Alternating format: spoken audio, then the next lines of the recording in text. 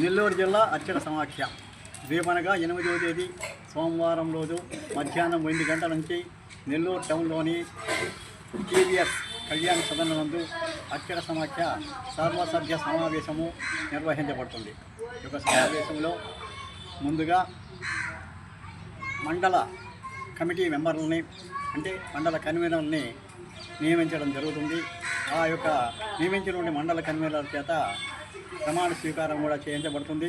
ఆ తదుపరి 4 గంటల నుంచి అర్చక గ్రీవెన్సెస్ అర్చక సమస్యలు, జీతములు, పడితనములు, పెంపుదల గురించి, ఇవ్వని అర్చకులకు సహాయం చేయడం గురించి ఆ యొక్క సమావేశం నిర్వహించబడుతుంది.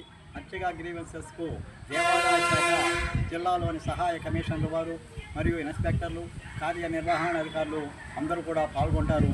కానీ అర్చక శ్రేష్ఠులు అందరూ కూడా పాల్గొని ఈ యొక్క అవకాశాలను సద్వినియోగం చేసుకొని ఈ యొక్క కార్యక్రమంను జయప్రదం చేయవలసిందిగా కోరుతున్నాము. ఇటు నెల్లూరు జిల్లా అర్చక సమాఖ్య అధ్యక్షుడు Prasadacharyulu B Vajjula Srinivas Sharma, G Phanikumar Sharma, Asuri Vijayaraghavacharyulu committee మెంబర్లు పాల్గొంటారు.